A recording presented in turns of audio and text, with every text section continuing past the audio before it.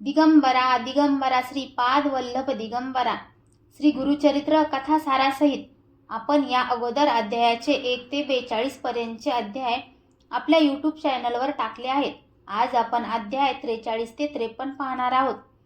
चला तर मग श्री दत्तात्रेयांचे नाव घेऊन अध्यायाला सुरुवात करू. दिगंबरा दिगंबरा श्रीपाद वल्लभ दिगंबरा. अध्याय 43. अनंत व्रत कथा कौंडिन्य आख्यान. श्री गणेशाय नमः. श्री गुरु नृसिंह सरस्वती साईदेवांना आणि मठात आलेल्या ब्राह्मणांना व भक्तांना भाद्रपद शुद्ध चतुर्दशीच्या दिवशी करायच्या अनंत व्रताची माहिती सांगू लागले. ते म्हणाले, पांडव वनवासात असताना त्यांना राजवैभव प्राप्त व्हावे म्हणून श्रीकृष्णांनी अनंत व्रत करायला सांगितले. ते म्हणाले, सृष्टीत अनंत रूपाने व्यक्त झालेले म्हणून शेषशायी नारायणांना अनंत म्हणतात. अर्थात हे माझेच व्रत आहे. जो मनुष्य हे व्रत करतो त्याला सर्व अभिष्टे प्राप्त होतात. कृतयुगात सुमंतू नामक एक वसिष्ठ गोत्री ब्राह्मण होते. भृगु कन्या दीक्षा या त्यांच्या पत्नी. या दंपती सुशीला नावाच्या कन्या होत्या. त्या लहान असतानाच दीक्षा मरण पावल्या. सुमंतूंनी कर्कशी नावाच्या दुष्ट व कलहप्रिय स्त्रीशी दुसरा विवाह केला. त्या सुशीलांना खूप त्रास द्यायच्या, पतींचाही अपमान करायच्या. पुढे सुशीला उपवर झाल्या असता कौंडिन्य नावाचे एक तरुण ब्राह्मण सुमंतच्या घरी आले. त्यांना सुशीलांना मागणी घातली. सुमंतूंनी आपल्या कन्याचा त्यांच्याशी विवाह लावून दिला. मग जामंतांना 2 महिने आपल्या घरीच ठेवून घेतले. या अवधीत आपल्या पत्नींना त्यांच्या सावत्राई किती त्रास देतात हे त्यांनी प्रत्यक्ष अनुभवले. त्यांनी आपल्या सासऱ्यांना अन्यत्र विराट करण्याचा विचार सांगितला. त्यांच्या संमतीने भाद्रपद शुद्ध चतुर्दशीला ते अन्य गावी जाण्यास निघाले. त्यावेळी कर्कशा त्यांना निरोप द्यायला बाहेरही आल्या नाहीत. सुमंतूंचा नाईलाज झाला. त्यांनी स्वयंपाकघरातून गव्हाचा थोडासा कोंडा वस्त्रात बांधून कन्यांच्या हाती दिला. त्यांनी वडिलांचा निरोप घेतला आणि रथात बसून निघाल्या. कौंडिन्यांनी नदीतीरी रथ थांबवला आणि ते अनुष्ठानास बसले. तेथे लाल वस्त्रे परिधान केलेल्या काही स्त्रिया आल्या होत्या. त्या पूजेमध्ये मग्न झाल्या होत्या. सुशीलांनी जिज्ञासेने विचारणा केली असता त्या म्हणाल्या, आम्ही सकल अभिष्ट करणारे अनंत व्रत करत आहोत. मग त्यांनी त्या व्रताचा सर्व विधी समजावून सांगितला. त्यांना व्रताचे साहित्य दिले. मग त्यांनीही अनंताची पूजा केली. पिताजींनी दिलेल्या गव्हाच्या कोंड्याचा अर्धा भाग वाण म्हणून दिला. त्या स्त्रियांचा निरोप घेऊन त्या पतीपाशी आल्या. तोपर्यंत त्यांचेही अनुष्ठान पूर्ण झाले होते. मार्गक्रमण करत ती दोघे एका वैभवशाली नगरापाशी आली. तेथील लोकांनी कौंडिन्यांचे स्वागत केले आणि हे तपोनिधी, आजपासून तुम्हीच या नगराचे अधिपती आहात असे म्हणून त्या दोघांना वाजत गाजत प्रासादात नेले. अशा प्रकारे अनंत व्रताच्या पुण्याईने त्यांचा भाग्योदय झाला. काही दिवसांनी कौंडिन्यांनी सुशीलांना विचारले, तुमच्या हातात हा लाल दोरा कसला? तेव्हा त्यांनी सर्व हकीकत सांगितली व म्हणाल्या, अनंत व्रत केल्यामुळेच आपल्याला राजलक्ष्मी प्राप्त झाली आहे. ते ऐकून त्यांना राग आला.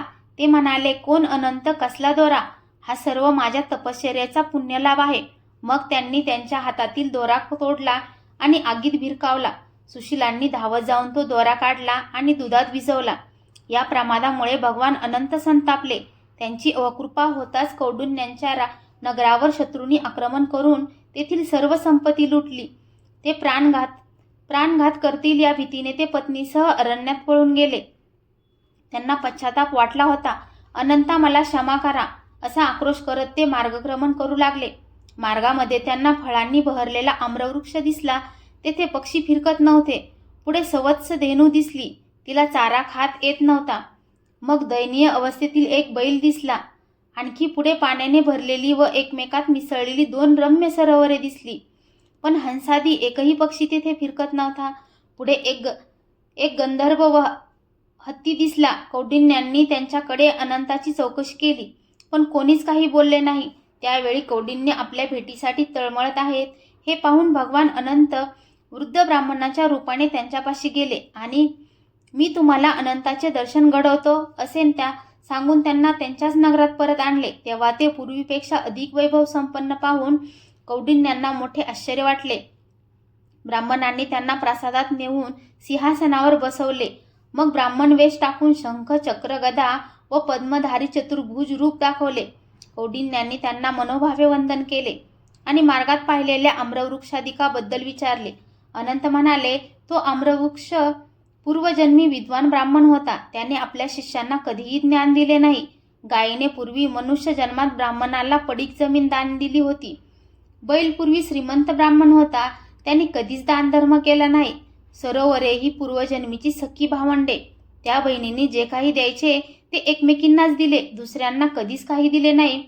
तुम्ही पाहिलेला गर्दर्भ हा तुमचा क्रोधच होता. तुमच्या जाणीवेतून बाहेर पडून तो गर्दर्भाच्या जन्माला गेला. हत्ती हा तुमच्या तपश्चर्याचा गर्व होता. तुमच्या जाणीवेतून बाहेर पडून तो हत्ती रूपाने जन्मला. आता पश्चातापाने तुमचे व त्या सर्वांचे चित्त शुद्ध झाले आहे, म्हणून मी त्यांना त्यांच्या स्थितीतून मुक्त केले आहे. तुम्ही पुनर्वसू नक्षत्र मंडळात चिरकाल वास कराल. श्री गुरु म्हणाले, अनंत व्रत केल्याने कौंडिन्याचे कल्याण झाले. पांडवांना राज्यप्राप्ती झाली, म्हणून तुम्हीही व्रताचरण करून पुण्यप्राप्ती साधा. श्री गुरुच्या आज्ञेने साईदेवांनी त्या दिवशी अनंत व्रत केले. सिद्ध म्हणाले, नामधारक, अशा प्रकारे तुमचे पूर्वज साईदेव यांनी श्री गुरूंची सेवा करून त्यांची कृपा संपादन केली. अध्याय 44. विणकरांना मल्लिकार्जुन दर्शन विमर्शन राजाची कथा. श्री गणेशाय नमः. सिद्ध नामधारकांना म्हणाले, गाणगापुरातील एक विणकर दिवसातून 3 वेळा श्रीगुरूंचे दर्शन घ्यायचे, मठांगण झाडायचे आणि आपल्या कामाला जायचे. एकदा महाशिवरात्रीच्या निमित्ताने गाणगापुरातील बरीचशी मंडळी मल्लिकार्जुनांच्या दर्शनासाठी श्रीशैल यात्रेस निघाली. त्यात विणकराचे माता पिता बंधू आणि आप्तही होते. त्यांना बरोबर चालण्याचा त्यांनी खूप आग्रह केला. तेव्हा गुरुदेव हेच माझे मल्लिकार्जुन, गुरुभुवन हेच माझे श्रीशैल आणि गुरुसेवा हीच माझी तीर्थयात्रा आहे असे सांगून त्यांनी त्यांच्याबरोबर जाण्यास नकार दिला. त्यांचे बोलणे त्यांना रुचले नाही. त्यांची कुचेष्टा करून ते यात्रेस निघून गेले. महाशिवरात्रीच्या दिवशी दुसऱ्या प्रहरी श्रीगुरु संगमावर गेले होते. विणकरांचा उपवास होता. त्यांनी संगमावर स्नान करून श्रीगुरूंचे दर्शन घेतले. तेव्हा त्यांनी विचारले, तुम्ही यात्रेस का गेला नाहीत? श्रीशैल पर्वत फार मनोहर आहे. ते म्हणाले, स्वामी, तुमच्या चरणी सर्व तीर्थे आहेत. त्यांच्या दर्शनानेच मला श्रीशैल यात्रेचे पुण्य मिळते. ते ऐकून श्रीगुरूंना परम संतोष वाटला. ते त्यांना म्हणाले, तुम्ही माझ्या पादुका दृढ धरून बसा, डोळे मिटून घ्या, मी तुम्हाला शैल पर्वताचे दर्शन घडवतो. त्यांनी तसे करता श्रीगुरूंनी त्यांना मनोवेगाने पर्वतावर नेले. त्यांनी डोळे उघडले तेव्हा आपण शैल पर्वतावर पाताळगंगेच्या काठी श्रीगुरूच्या सन्निध बसलो आहोत हे पाहून त्यांना मोठे नवल वाटले. श्रीगुरूंच्या आज्ञेने ते स्नानासाठी गेले. तिथे त्यांचे माता पिता व अन्य ग्रामस्थ भेटले. ते त्यांना म्हणाले, तुम्हाला यायचेच होते तर आधी नाही का म्हणालात? ते म्हणाले, मी गुरु समवेत आजच दुसऱ्या प्रहरास निघालो आहे. येथे येऊन मला घटकाही झाली नाही, पण कोणीही त्यांच्यावर विश्वास ठेवला नाही. ते दर्शनासाठी गाभाऱ्यात गेले. तेव्हा मल्लिकार्जुन लिंगस्थानी स्वतः श्री गुरु बसले असून लोकांची सेवा स्वीकारत आहेत असे दृश्य दिसले. तेव्हा त्यांना खूपच आश्चर्य वाटले. पूजन करून ते श्रीगुरूंपाशी आले. त्यांना सर्व वृत्तांत सांगितला व म्हणाले, गुरुदेव, तुम्ही स्वतः शंकर आहात, पण लोकांना हे कळत कसे नाही? ते यात्रेसाठी दूर का येतात? श्री गुरु म्हणाले, स्थानाचे महात्म्य विशेष असते, तिथीचेही महत्त्व असते. आज माघ वद चतुर्दशी ही तिथी महाशिवरात्र म्हणून प्रख्यात आहे. या पुण्य पर्वणी दिनी शिवजी प्रित्यर्थ भजन, पूजन, उपोषण, जागरण करणे, शिवक्षेत्रांची यात्रा करणे महाफलदायी असते. या संदर्भातील एक कथा सांगतो, ऐका. किरात देशाचे विमर्शन राजा परम शिवभक्त असूनही हिंसा, दुराचार, मांसाहार व परस्त्री संग करायचे. त्यांच्या राणी कुमुद्वती यांना पतीच्या परस्पर विरुद्ध स्वभावाचे नेहमीच नवल वाटायचे. म्हणून एके दिवशी त्यांनी राजांना प्रत्यक्षच विचारले, तुम्ही शिवभक्त असूनही निषिद्ध गोष्टी कशा करता? ते म्हणाले, पूर्वजन्मी मी पंपा नगरीत श्वान म्हणून जन्मलो होतो. काहीतरी खायला मिळेल या आशेने एका महाशिवरात्रीस मी शिवमंदिरापाशी घुटमळत होतो. तेव्हा लोक मला मारायला धावले. म्हणून मी प्राणभयाने मंदिराभोवती 3 प्रदक्षिणा घातल्या. मग मंदिरात प्रवेशलो. तिथे शिवपूजा पाहिली. तेवढ्यात कोणीतरी वर्मावर मारले आणि मी गतप्राण झालो. त्या महाशिवरात्रीस मला उपोषण, प्रदक्षिणा, देवदर्शन घडले आणि शिवजी सन्मुख मरण आले. त्या पुण्याईने मला राजाचा जन्म व हे वैभव मिळाले. म्हणूनच मला शिवभक्ती प्रिय आहे. असे असूनही पूर्वीचे श्वन जन्मातील संस्कार अजूनही तसेच असल्याने माझी वासना अनिर्बंध आहे. ते ऐकून राणींना नवल वाटले. त्यांनी त्यांच्या पूर्वजन्माविषयी विचारले. विमर्शन म्हणाले, राणी, तुम्ही पूर्वजन्मी कपोती म्हणून जन्म घेतला होता. एकदा चोचीत मांसाचा तुकडा धरून तुम्ही आकाशात उडत होता. तो तुकडा मिळवण्यासाठी एक घार तुमच्या पाठीस लागली. तुम्ही जीवाच्या आकांताने श्रीशैल पर्वतावर गेलात. मल्लिकार्जुनांच्या कळसाभोवती गिरट्या घालून शिखरावर बसलात. गारेने तुम्हाला मारले आणि मांसाचा तुकडा घेऊन निघून गेली. तुमचा निष्प्राण देह मंदिराच्या प्रांगणात पडला. कळसाला प्रदक्षिणा आणि देवद्वारी निधन यामुळे पुण्यवृद्धी होऊन तुम्हाला राणीचा जन्म मिळाला. यानंतरचे पुढील 7 जन्म मी राजाच होणार आहे. त्या प्रत्येक वेळी तुम्हीच माझ्या धर्मपत्नी असणार आहात. त्यानंतर आपण दोघे दिव्य विमानातून स्वर्गलोकी जाऊ. ते ऐकून त्यांना खूप आनंद झाला. श्री गुरु विणकरांना म्हणाले, या कथेवरून विशिष्ट स्नानाचे व तिथीचे काय महत्त्व असते हे तुमच्या लक्षात आले असेलच. गाणगापुरात संगमावर कलेश्वराचे मंदिर आहे. ते मल्लिकार्जुन आहेत. या भावनेने त्यांची नित्य पूजा करा. त्यानंतर श्री गुरु मनोवेगाने संगमावर आले. त्यांनी विणकरांना मठात पाठवले.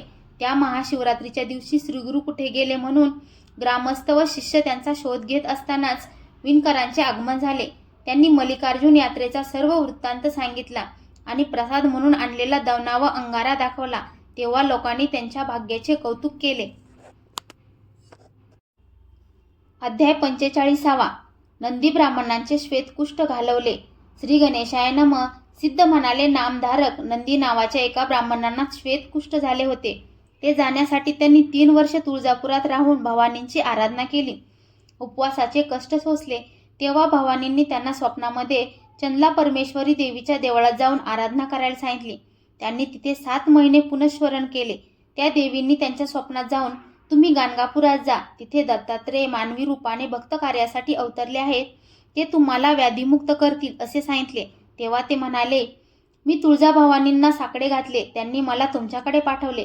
त्याप्रमाणे तुम्हाला शरण आलो असता तुम्ही मला एका मनुष्याकडे पाठवत आहात. याला काय म्हणावे? कळले तुमचे देव, पण माझा सर्व खटाटोप व्यर्थ गेला. मग ते मरण आले तरी चालेल, पण बरे होईपर्यंत इथेच पुनश्चरण करायचे असा निर्वाणीचा निर्धार करून देवाद्वारीच धरणे धरून बसले. तेव्हा देवींनी त्यांना पुन्हा गाणगापुरात जाण्यास सांगितले, पण ते गेलेच नाहीत. तेव्हा चंदला परमेश्वरींनी पुजाऱ्यांच्या स्वप्नात जाऊन नंदी विप्रांना तेथून घालवून देण्यास सांगितले. त्यांच्या आज्ञेने पुजाऱ्यांनी त्यांना देवळात येण्यास मज्जाव केला. तेव्हा त्यांचा नाईलाज झाला. त्यांनी उद्यापन केले आणि देवींचा निरोप घेऊन गाणगापुरास आले. लोकांनी त्यांना मठाबाहेरच थांबवले. श्री गुरु संगमावरून आल्यावर त्यांच्या आज्ञेने त्यांना बोलावून घेतले. त्यांना पाहता श्री गुरु म्हणाले, काय हो, देवींना जे जमले नाही तिथे मनुष्य काय करणार? असा संदेह धरूनच इथे आला आहात ना? ते ऐकताच नंदींच्या श्रीगुरूच्या अंतसाक्षीत्वाची खून पटली. त्यांनी पश्चातापाने श्रीगुरूंचे पाय धरले व म्हणाले, स्वामी, या व्याधीने मी मातापित्यांची, पत्नींची व समाजांची उपेक्षा सहन केली. देवींनीही माझे गाराने ऐकले नाही, म्हणून मी निराशेने इथे आलो आहे. आता मला देहाचीही पर्वा राहिलेली नाही. तुम्ही मला व्याधीमुक्त करू शकत नसाल तर तसे स्पष्ट सांगा, कारण माझी सहनशक्ती संपलेली आहे आणि तुम्ही नाही म्हटल्यावर मी प्राणत्यागच करणार आहे. त्यावेळी त्यांची आर्तता जाणून श्रीगुरूंना व उपस्थितांनाही वाईट वाटले. श्री गुरूंनी सोमनाथ ब्राह्मणांना बोलावले. त्यांना काय करायचे ते नीट समजावून सांगितले. श्री गुरूच्या आज्ञेने त्यांनी नंदींना संगमावर नेले. तिथे त्यांच्याकडून संकल्प करून घेतला. तिथे संगम तीर्थात स्नान करताच त्यांचा देहाचा वर्ण पालटला आणि अश्वत्थाला प्रदक्षिणा घालताच त्यांच्या कोडाचे समूळ निरसन झाले. सोमनाथांनी त्यांना नवीन वस्त्रे दिली. त्यांची जीर्ण वस्त्रे जिथे टाकण्यात आली तेथील जमीन क्षारयुक्त झाली. नंदी ब्राह्मण आनंदाने श्रीगुरूंचा जय जयकार करू लागले. ते दोघे मठात आले तेव्हा नंदींचे बदललेले स्वरूप पाहून लोकांना मोठे आश्चर्य वाटले. त्यानंतर श्रीगुरूच्या आज्ञेने आपल्या अंगाचे नीट अवलोकन केले असता नंदींना मांडीच्या आतल्या भागावर पांढरा डाग दिसला. ते घाबरून म्हणाले, महात्मन, हा डाग कसला राहिला? ते म्हणाले, येथे येताना तुमच्या मनात संशय होता म्हणूनच थोडेसे कोड राहिले आहे, पण चिंता करू नका. तुम्ही माझ्या स्तुतीपर कवित्व करा, म्हणजे हा डागही जाईल. तेव्हा नंदी ब्राह्मणांनी हात जोडले व म्हणाले, गुरुदेव, मला लिहिता वाचता येत नाही. तुमची स्तुती मी कशी करणार? तेव्हा त्यांनी थोडीशी विभूती स्वहस्ते त्यांच्या जिभेवर ठेवली. तर काय आश्चर्य, त्यांच्या ठाईत ज्ञानोदय झाला. त्यांना दिव्य प्रतिभाशक्ती प्राप्त झाली. ते मुक्त कंठाने श्रीगुरूंची स्तुती करू लागले. त्यांच्या मुखातून प्रकट होणारे ते शब्दवैभव पाहून सर्वांना आश्चर्याचा धक्काच बसला. त्या कवनामध्ये त्यांनी श्रीगुरूंचे महात्म्य, त्यांच्या सेवा भक्तीचे पुण्यफल व त्यांच्या कृपेने कसा उद्धार होतो ते स्पष्ट केले होते. ते कवन ऐकून सर्वजण आनंदाने डोलू लागले. श्रीगुरूंना इतके समाधान वाटले की त्यांना कवीश्वर ही पदवी बहाल केली. हे कवित्व केल्याने त्यांच्या मांडीवरचे उरलेले कुष्ठही नाहीसे झाले. मग ते गाणगापुरात राहूनच श्रीगुरूंची सेवा करू लागले. अध्याय 46. कलेश्वर भक्त नरहरी. श्री गणेशाय नम. नामधारक सिद्धांना म्हणाले, महाराज, नंदी ब्राह्मणांचे गुरुभक्तीपर कवित्व सर्वश्रुत आहे. त्यांच्यासारखेच आणखी एक कवी श्रीगुरूंचे शिष्य झाले असे मी ऐकले आहे. ती कथा सांगाल काय? सिद्ध म्हणाले, श्री गुरु नृसिंह सरस्वती स्वामी महाराजांचे गावोगावी अनेक भक्त होते. एके दिवशी हिप्परगी गावातील एका भक्तांनी त्यांना आपल्या घरी नेले. त्यांची पूजा केली आणि त्यांच्या आगमन प्रित्यर्थ मोठा समारंभ केला. गावातील मंडळींनी त्यांचे दर्शन घेतले. त्या गावात कलेश्वराचे मंदिर होते. नरहरी नावाचे एक ब्राह्मण गृहस्थ त्या गावात राहत असत. ते शिवभक्त असून उत्तम कवित्व करायचे. ती नित्यनेमाने कलेश्वराची पूजा करायचे आणि शिवस्तुतीपर 5 कवने करायचे. ते कलेश्वरा वाचून अन्य कोणालाही मानत नसत. श्री गुरु हिप्परगीत आले तेव्हा लोक नरहरींना म्हणाले, स्वामीजी ईश्वरी अवतार आहेत, म्हणून तुम्हीही त्यांचे दर्शन घ्या. तुमचे कवित्व विख्यात आहे आणि त्यांनाही काव्याची आवड आहे, म्हणून त्यांच्या स्तुतीपर एखादी काव्यरचना करून त्यांना ऐकवा. तेव्हा ते म्हणाले, माझी प्रतिभा शिवस्तुती करण्यासाठीच आहे, मी मनुष्याची स्तुती करणार नाही. ते ऐकून लोक नाराज झाले. त्या दिवशी नरहरी कलेश्वरांची पूजा करत असताना त्यांना सहजच निद्रा आली. आता आपण पूजन करत आहोत आणि निरंतर आपल्याला शिवस्तवन करायचे आहे हे भान असूनही ते झोपी गेले. तेवढ्यात त्यांना एक स्वप्न पडले. त्यात कलेश्वरांच्या लिंगस्थानी श्रीगुरू बसलेले असून आपण त्यांची पूजा करत आहोत असे दृश्य दिसले. स्वप्नामध्ये श्रीगुरू त्यांना म्हणाले, तुम्ही कलेश्वरांचे भक्त आहात ना, मग माझी पूजा का करता? यावर ते काहीच बोलले नाही. त्यांनी श्रीगुरूंची षोडशोपचारांनी पूजा केली. त्या स्वप्नाने नरहरींना जाग आली. ते ज्ञानी होते. श्रीगुरू व शिवजी एकरूप आहेत याची त्यांना खूण पटली. कलेश्वरांचे पूजन करून ते त्वरेने श्रीगुरूंच्या दर्शनासाठी गेले. त्यांचे पाय धरले व म्हणाले, स्वामी, मला क्षमा करा. प्रपंच मायेने वेढल्यामुळे मी आंधळा झालो होतो, त्यामुळे तुमचे स्वरूप ओळखू शकलो नाही. कलेश्वर आणि तुम्ही एकरूपच आहात. आता तुम्हीच माझे गुरु, तुम्ही सारं सर्वस्व, माझ्यावर कृपा करा. मग त्यांनी श्रीगुरूंची अपार स्तुती केली. त्यामुळे ते प्रसन्न झाले व म्हणाले, नरहरी, तुम्ही माझी नित्य निंदा करायचात, मग आज हा भक्तिभाव कसा बरे उपजला? तेव्हा त्यांनी आपले स्वप्न सांगितले व म्हणाले, स्वामी, तुमची भेट झाली. हे कलेश्वरांच्या सेवेचेच पुण्यफल आहे. तुमच्या दर्शनाने माझे मन स्थिर झाले आहे. मला आता तुमचा शिष्य करून घ्या.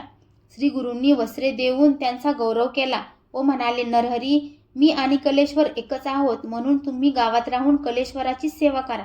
ते म्हणाले, गुरुदेव, तुम्हाला सोडून कलेश्वराची काय पूजा करू? आता काहीही झाले तरी तुमचे चरण सोडणार नाही. त्या समयी त्यांना मनोभाव जाणून श्रीगुरूंनी त्यांना शिष्य म्हणून स्वीकारले.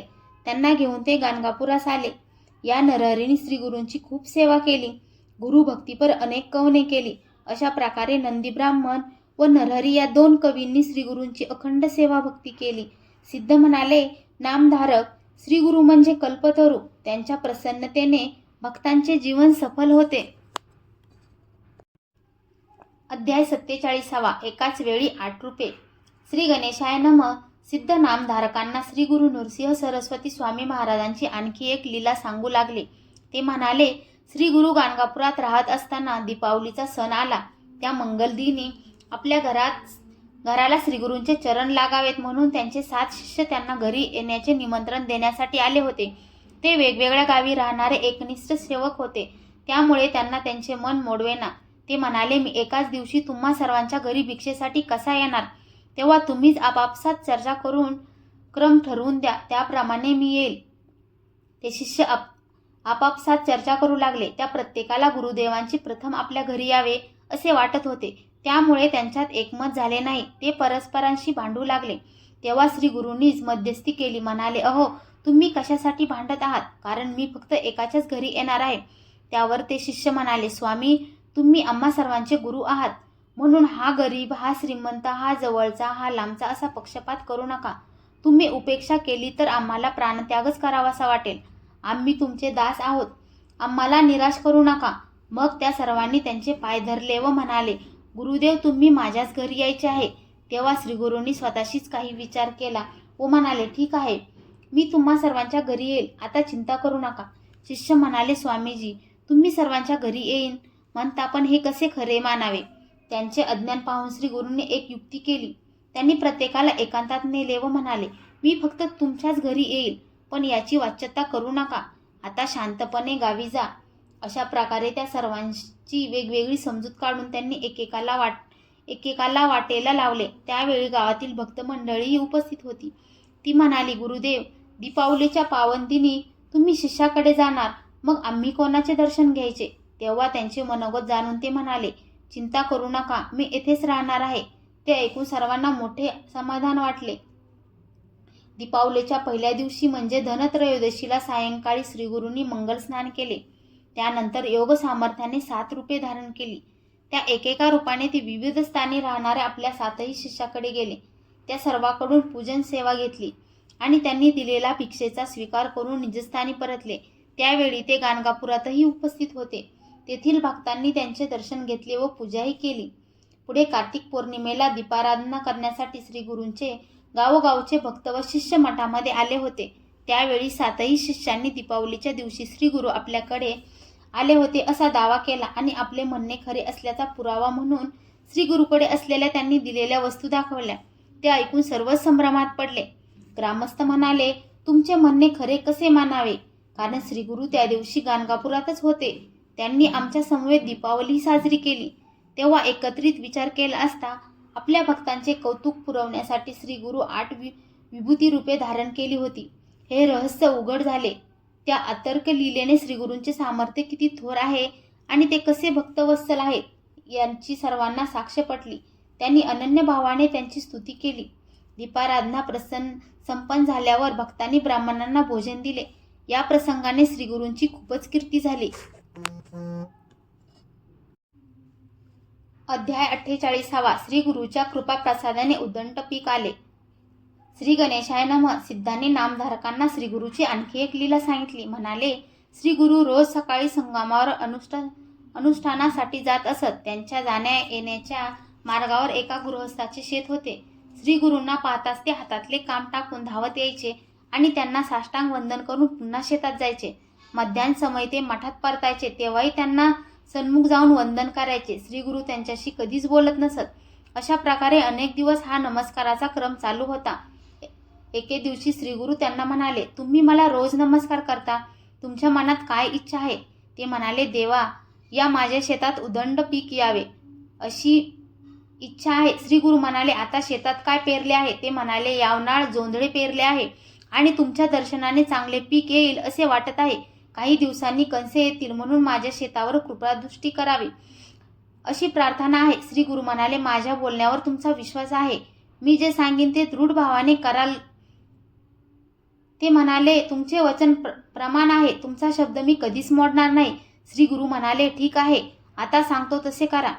मी संगमावरून परत येईपर्यंत मध्याह्न होईल. तोपर्यंत उभे असलेले हे सर्व पीक कापून टाका. त्यांनी ते मान्य केले. श्रीगुरूही अनुष्ठानासाठी संगमावर निघून गेले. मग ती गृहस्थ त्वरेने गावात गेले व तेथील अधिकाऱ्याला भेटून म्हणाले, मला शेत कापण्याची परवानगी असावी. मी शेतसारा म्हणून गतवर्षाप्रमाणेच धान्य देईन. तो म्हणाला, अवेळी परवानगी कशी देणार? तुमच्या शेतात वेळेआधीच जास्त पीक आले आहे का? त्या समयी त्यांच्याकडे त्यांच्याशी वाद घालायला वेळच नव्हता. त्यांनी गतवर्षापेक्षा दुप्पट सारा भरीन.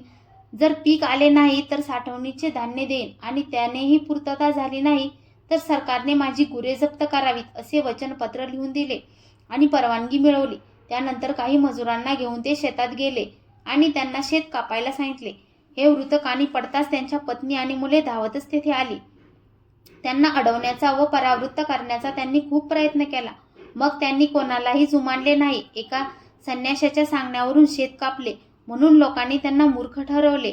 त्यांना प्रतिबिंब करण्यासाठी काहींनी ग्रामाधिकाऱ्यांची भेट घेतली. त्याने त्यांचे वचनपत्र दाखवून त्यांची बोळवण केली. त्या गृहस्थांनी सर्व शेत कापून टाकले आणि ते श्रीगुरूची वाट पाहू लागले. मध्यान्ह झाली. श्री गुरु मठाकडे निघाले. त्या गृहस्थांनी त्यांना कापलेले शेत दाखवले.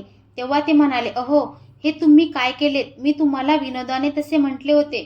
ते म्हणाले, स्वामी, मी तुमचे वचन पाळले, बाकी मला काही माहीत नाही. ते ऐकून श्रीगुरु म्हणाले, धन्य तुमचा निर्धार. या श्रद्धेने तुम्हाला फार मोठे फळ मिळेल. आता चिंता करू नका. ते गृहस्थ घरी गेले तेव्हा त्यांच्या पत्नी आणि मुले अक्षरशः रडत होती आणि लोक त्यांचे सांत्वन करत होते. तेव्हा त्या गृहस्थांनी त्यांची समजूत काढली. म्हणाले, जो गुरुवर विश्वास ठेवून त्यांच्या आज्ञेनुसार वागतो त्यांच्या बाबतीत हानी संभवच नाही. आपल्याला सहस्रपटीने लाभ होईल. या माझ्या बोलण्यावर तुम्ही विश्वास ठेवा. त्यानंतर आठवड्यातच एकाएकी प्रचंड वादळ आले. अतोनात पर्जन्यवृष्टी झाली. गावकऱ्यांची उभी पिके फार उद्ध्वस्त झाली. ओला दुष्काळ पडला. फार नुकसान झाले. पण त्या पावसाने त्या गृहस्थाचे शेत मात्र शतपटीने वाढले. त्या शेतामध्ये सर्वत्र कंसेच कंसे दिसू लागली. गुरुकृपेचा तो अचित्य प्रभाव पाहून त्या गृहस्थांना अक्षरशः भरून आले. ते दृश्य पाहून त्यांच्या पत्नी व मुले आनंदाने डोलू लागली. लोकही आश्चर्य करू लागले. त्या गृहस्थांच्या पत्नींनी शेताची पूजा केली आणि पतींची क्षमाही मागितली. त्यानंतर ती दोघे मठात आली. त्यांनी श्रीगुरूंची पूजा केली. तेव्हा त्यांनी विचारले, शेतात काय वर्तमान आहे? सर्व कुशल आहे ना? तेव्हा दोघांनाही रडू आले. त्यांनी त्यांचे पाय धरले व म्हणाले, स्वामी, तुम्हीच आमचे कुलदैवत, तुम्हीच आमची कामधेनू. तुमची कृपा झाली आणि आम्ही भरून पावलो. तेव्हा श्रीगुरु त्या गृहस्थांना म्हणाले, तुम्ही माझे निस्सीम भक्त आहात. तुमच्या घरी लक्ष्मी अखंड वास करेल. त्यानंतर महिनाभराने कापणी झाली. गत वर्षापेक्षा शतपट उत्पन्न आले. त्या गृहस्थांनी अधिकाऱ्याला बोलावले व म्हणाले, गावात धान्याचा तुटवडा आहे. मी दुप्पट देईन असे म्हणालो होतो, पण आता अर्धे उत्पन्न देतो. ग्रामाधिकारी म्हणाला, तुम्ही मनाने खूप मोठे आहात, कृपांकित आहात. कायद्याने जेवढे द्यायचे तेवढेच द्या, बाकीचे घरी घेऊन जा. पण त्यांना राहावले नाही. त्यांनी शेत सारा भरून स्वतःला आवश्यक तेवढे धान्य ठेवले आणि बाकीचे ब्राह्मणांना व ग्रामस्थांना वाटून दिले. सिद्ध म्हणाले, नामधारक गुरुवचन किती अमोघ असते पाहिलेत, म्हणून कधीही त्यांना अवज्ञा करू नये. गुरूंच्या वचनांचे तंतोतंत पालन करणे हा शिष्याचा धर्म आहे. हेच आद्य कर्तव्य आहे. अध्याय 49. अमरजा संगम आणि गाणगापूर क्षेत्राचे महात्म्य. श्री गणेशाय नमः.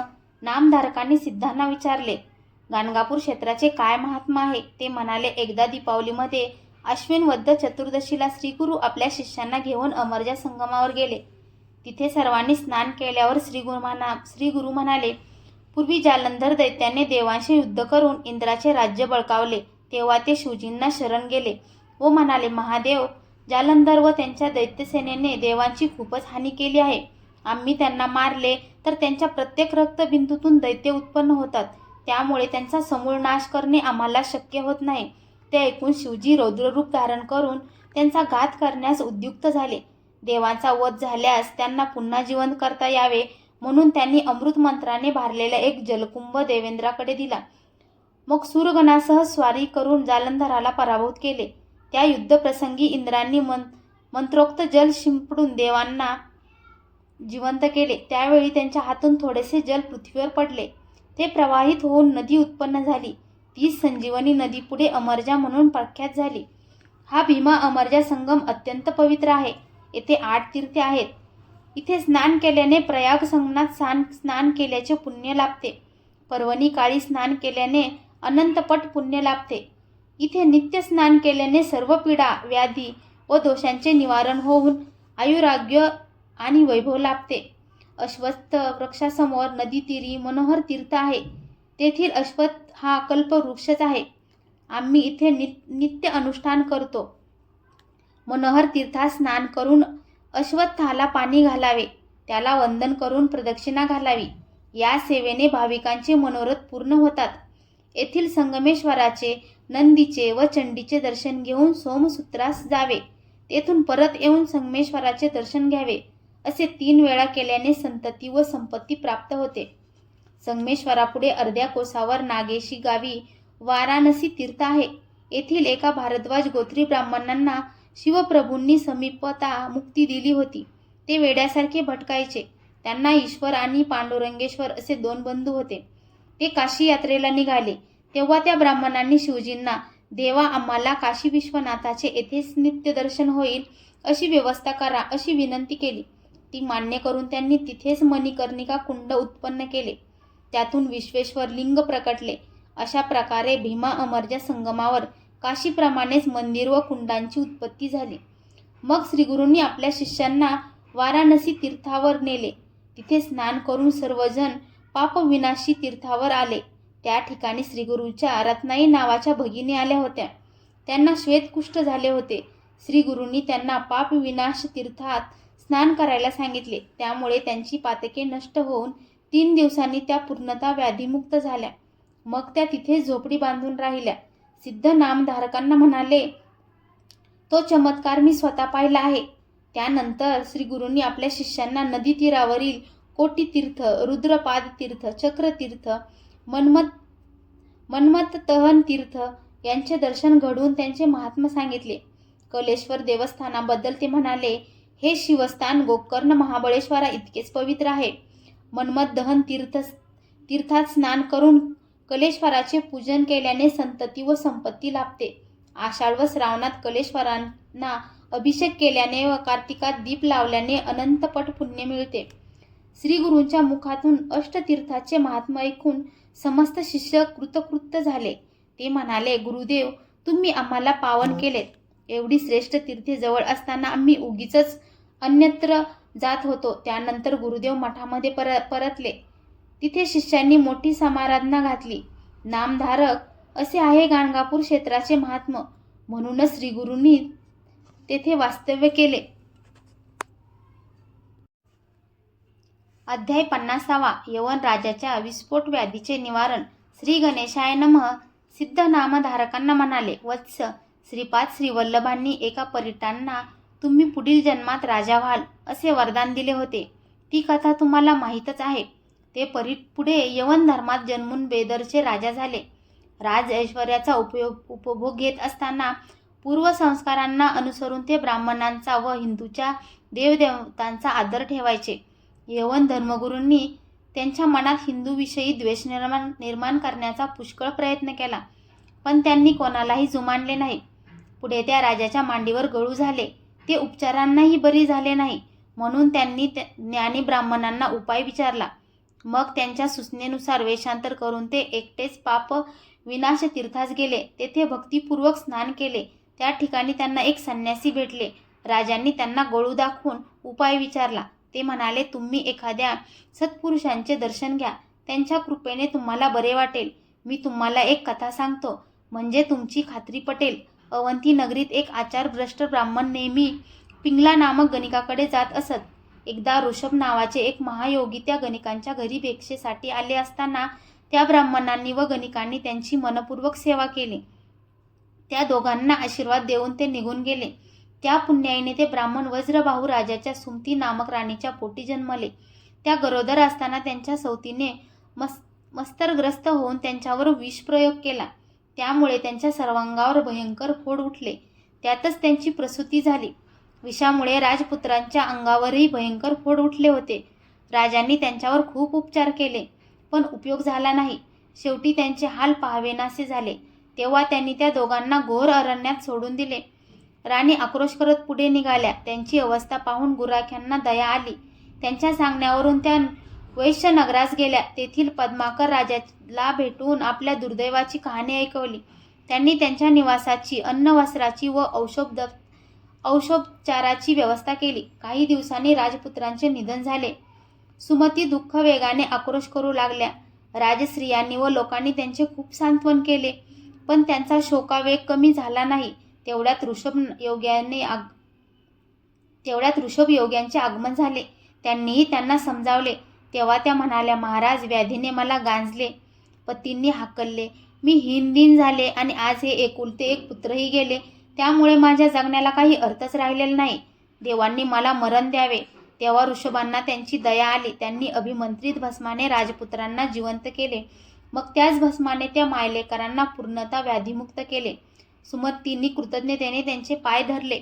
त्यांना आणि राजपुत्रांना कल्याणपर आशीर्वाद दिले. ते योगी निघून गेले. ही कथा सांगून ते संन्यासी यवन राजांना म्हणाले, तुम्ही गाणगापूरला जा. तेथील नृसिंह सरस्वतीचे दर्शन घ्या. तुमचे काय होईल त्याचप्रमाणे ते गाणगापुरात आले आणि श्रीगुरूंची चौकशी करत संगमावर गेले. त्यांना पाहून श्रीगुरू म्हणाले, काय हो परीट, आजपर्यंत कुठे होतात? ते ऐकताच त्यांना पूर्वजन्माचे स्मरण झाले. गुरुदेव, आपण इथे, असे म्हणून त्यांनी त्यांच्या चरणांना आनंदाने मिठी मारली. गुरुदेवांनी त्यांना येण्याचे कारण विचारले. त्यांनी गळू दाखवण्यासाठी वस्त्र दूर केले तर काय आश्चर्य, ते केव्हाच जिरून गेले होते. ते नवल पाहून त्यांना आनंद गगनात मावेना. श्रीगुरूंना मेन्यात बसवले आणि त्यांच्या पादुका स्वतःच्या हातात धरून चालत मठाकडे निघाले. त्यांनी श्रीगुरूंना आपला दळभार दाखवला आणि त्यांच्या नगरास येण्याची विनंती केली. श्रीगुरूंनी त्यांना पापविनाश तीर्थावर भेटायला सांगितले आणि ते शिष्यासह अदृश्य झाले. ते पापविनाश तीर्थावर प्रकट झाले. तिथे साईदेवांचे पुत्र नागनाथ त्यांना भेटायला आले. त्यांच्या आग्रहावरून श्रीगुरू त्यांच्या गावी जाऊन पुनश्च पापविनाश तीर्थावर परतले. यवन राजांनी आपले सैन्य पुढे पाठवून दिले आणि श्रीगुरूंपाशी आले. त्यांना सन्मानाने आपल्या नगरात नेले. त्यांनी श्रीगुरूकडे मुक्ती मार्गांचे ज्ञान मागितले असता ते म्हणाले, राजा पुढे राजाची सूत्रे मुलांकडे सोपून तुम्ही श्रीशैल पर्वतावर या, तेथे आपली पुन्हा भेट होईल. मग त्यांचा निरोप घेऊन श्रीगुरू गौतमी तीरी आले. तिच्या काठची पुण्यक्षेत्रे पाहत ते गाणगापुरास आले. त्यांच्या दर्शनाने भक्तांना परमानंद झाला. काही दिवसांनी त्यांनी आपल्या सर्व शिष्यांना बोलावून घेतले व म्हणाले, बेदरचे राजा माझे भक्त झाले आहेत. आता यवनांचे येथील येणे जाणे वाढेल. त्यांचा लोकांना आणि विप्रांना उपद्रव होईल. म्हणून मी प्रकट रूपाने श्रीशैल पर्वतावर जाणार आहे आणि गुप्तपणे तिथेच राहणार आहे. मी तिथे गेलो तरी भक्तांच्या उद्धारासाठी सूक्ष्म रूपाने निरंतर इथेच असणार आहे. ते ऐकून शिष्यांच्या व भक्तांच्या डोळ्यात पाणी आले. अध्याय 51. श्रीगुरूंचे श्रीशैल क्षेत्री प्रस्थान. श्री गणेशाय नमः. सिद्ध म्हणाले, नामधारक श्री गुरु नृसिंह सरस्वतींनी आपल्या शिष्यांना व भक्तांना ते श्रीशैल पर्वतावर गुप्तपणे राहणार असल्याचे सांगितले. मग सर्व तयारी करून ते 4 शिष्य समवेत तिथे जाण्यास निघाले. त्यांना निरोप देताना लोकांना फारच दुःख झाले होते. ते आतुरतेने म्हणत होते, स्वामी, तुम्ही आमचे मायबाप आहात. तुम्हीच आमचे तारणहार आहात. तुम्ही गेल्यावर आम्ही कोणाच्या आश्रयास जावे? तेव्हा श्रीगुरूंनी त्यांचे सांत्वन केले. म्हणाले, तुम्हाला कुठेही जाण्याची गरज नाही. मी लौकिकार्थाने गाणगापुरातच प्रस्थान केलेले असेल तरी सूक्ष्म रूपाने येथेच राहणार आहे, याची खात्री बाळगा. सद्भक्तांना माझे दर्शन होईल. माझी येथील नित्यकर्मेही चालूच राहणार आहेत. मी सकाळी कृष्णा नदीत स्नान करीन. पंचनदी संगमावरील औदुंबर वृक्षाखाली अनुष्ठान करीन. मध्यान्नी भीमा अमरजा संगमावर स्नान करीन. मग मठात येऊन तुमच्या पूजेचा स्वीकार करीन. माझ्या भक्ताकडे माझे अहोरात्र लक्ष राहील. संगमावरील अश्वत्थ कल्पवृक्ष आहे, त्याची पूजा करा. विघ्नहर चिंतामणींची पूजा करा. मी माझ्या निर्गुण पादुका मठामध्ये ठेवल्या आहेत, त्यांची त्रिकाळ पूजा करा. या सेवेने तुमच्या सर्व इष्ट कामना पूर्ण होतील. तुमच्या चिंतांचे व कार्यातील विघ्नांचे निवारण होईल. अष्टतीर्थाची यात्रा करणारे मला विशेष प्रिय होतील. त्यानंतर त्यांनी सर्वांचा निरोप घेतला. त्यांना निरोप देण्यासाठी भक्तजन काही अंतरापर्यंत गेले. परतून आल्यावर श्रीगुरू मठातच आहेत असे त्यांना दिसले. त्यामुळे श्रीगुरू येथेच आहेत याची त्यांना खात्री पटली. पाताळगंगेच्या तीरावर येता श्रीगुरू शिष्यांना म्हणाले, आता आम्हाला पलीकडे जायचे आहे. आमच्यासाठी पुष्पांचे आसन तयार करा. आम्ही मल्लिकार्जुनाशी एकरूप होऊन राहू. त्याप्रमाणे शिष्यांनी शेवंती, कमळ, कल्हार अशी फुले गोळा करून त्यांचे मृदू आसन तयार केले. श्रीगुरू त्यांना म्हणाले, आता आपापल्या घरी जा. मी निघून गेलो असे समजू नका. मी गाणगापुरात आहे, भक्तांच्या घरातही राहतो. मी पलीकडे पोचल्याची खूण म्हणून शेवंतीची फुले पाठवीन. ती प्रसाद म्हणून वाटून घ्या. जे माझी नित्य पूजा करतील त्यांच्या घरी लक्ष्मी अखंड वास करेल. जे माझी कवने गातील त्यांच्या घरी मी नित्य निवास करेन. त्यांना आयुष्य, आरोग्य, संतती व संपत्ती प्राप्त होईल. जे माझे चरित्र श्रवण पठन करील त्यांना सुखसमृद्धी व ऐश्वर्य प्राप्त होईल. श्री गुरूंनी त्या 4ही शिष्यांना आशीर्वाद दिले.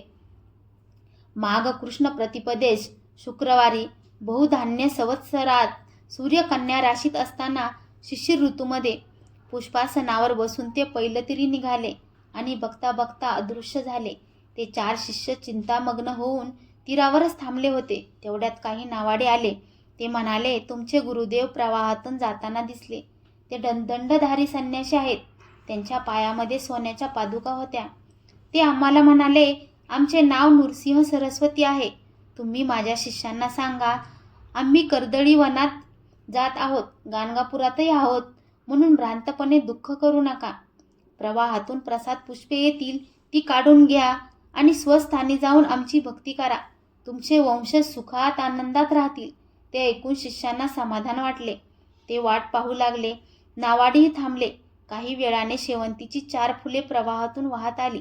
ती त्या चौघांनी आदराने काढून घेतली. त्यांना वंदन केले आणि एक एक प्रसाद पुष्प घेऊन आपापल्या स्थानी गेले. नामधारकांनी त्या 4 भाग्यवान शिष्यांची नावे विचारली तेव्हा सिद्ध म्हणाले, श्रीगुरूचे अनेक शिष्य होते. संन्यास दीक्षा घेतलेले बाळकृष्ण सरस्वती, उपेंद्र माधव सरस्वती हे गुरु आज्ञेचे तीर्थयात्रेस गेले होते. उपदेश प्राप्त काही शिष्य गृहस्थाश्रमात राहून श्रीगुरूंची सेवाभक्ती करत होते. श्रीगुरूंच्या प्रयाणाच्या वेळी मी स्वतः, सायदेव साखरे, नरहरी कवी आणि कवीश्वर नंदी ब्राह्मण असे 4 जण त्यांच्या समवेत गेलो होतो. आम्हीच ती प्रसाद पुष्पे काढून घेतली. ते फूल आजही माझ्याकडे आहे.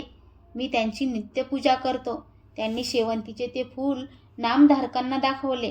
त्यांच्या दर्शनाने त्यांना अत्यानंद झाला. सिद्ध नामधारकांना म्हणाले, सच्छिष्य असे आहे श्रीगुरूंचे अद्भुत चरित्र. त्यांचे महात्म्य काय वर्णन करावे, ते तुम्ही आस्थेने ऐकलेत, म्हणून मीही आवडीने सांगितले. आता तुमचे दुःख व दारिद्र्य गेलेच म्हणून समजा. श्रीगुरूंच्या कृपाप्रसादाने तुमचे सर्व मंगल होईल. तुमचे पुत्र पौत्र लक्ष्मीवंत होतील व सुखात राहतील. जे श्रीगुरूंची भक्ती करतात त्यांना 4ही पुरुषार्थ साध्य होतात. त्यांच्या आशीर्वादाने नामधारकांना परम संतोष वाटला. त्यांचे कल्याण झाले.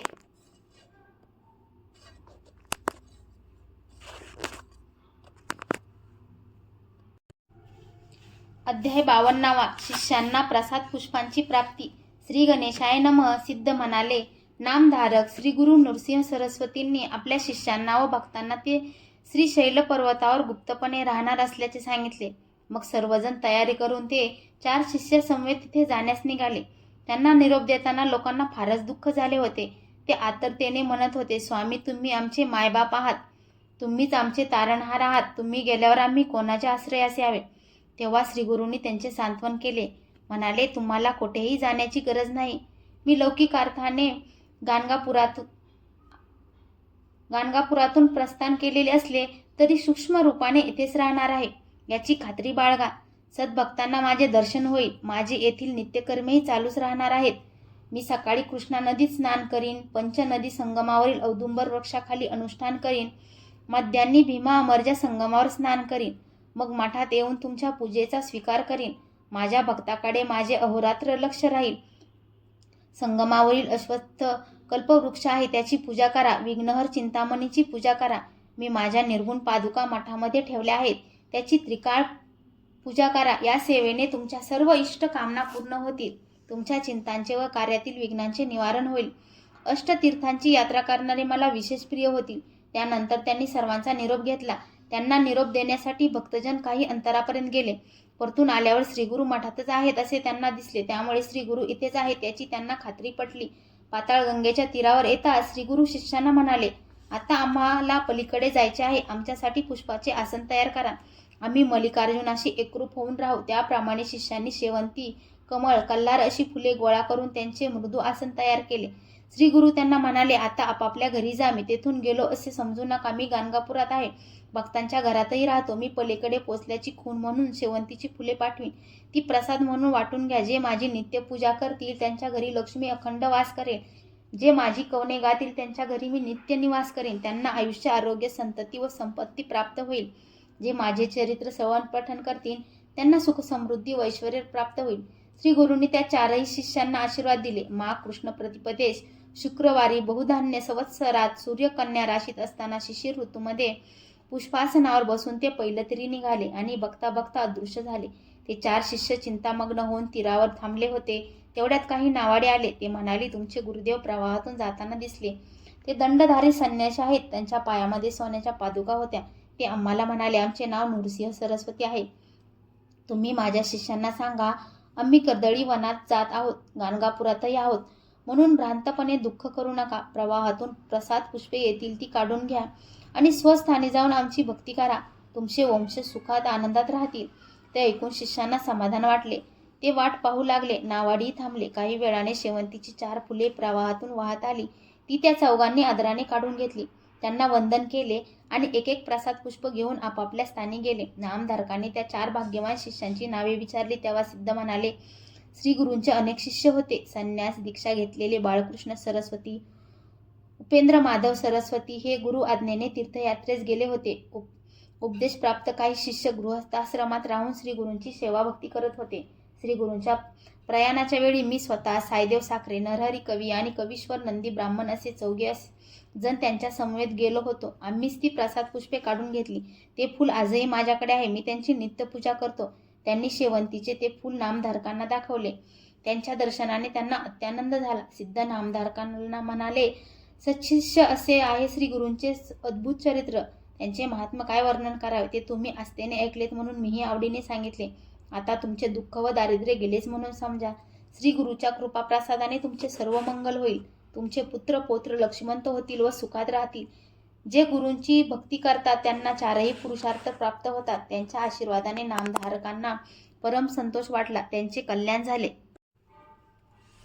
अध्याय 53 समारोप. श्री गणेशाय नमः. सिद्धांनी नामधारकांना श्री गुरूचे परमपवित्र चरित्र सांगितले. ते ऐकून त्यांचे मन ब्रह्मानंदी निमग्न झाले. त्यांना भावावस्था प्राप्त झाली. अष्टसात्विक भाव दाटून आले आणि श्री गुरुविषयी वाटणारी प्रेम भक्ती अश्रुरूपाने डोळ्यातून पाझरू लागली. ते पाहून सिद्धांना मोठे कौतुक वाटले.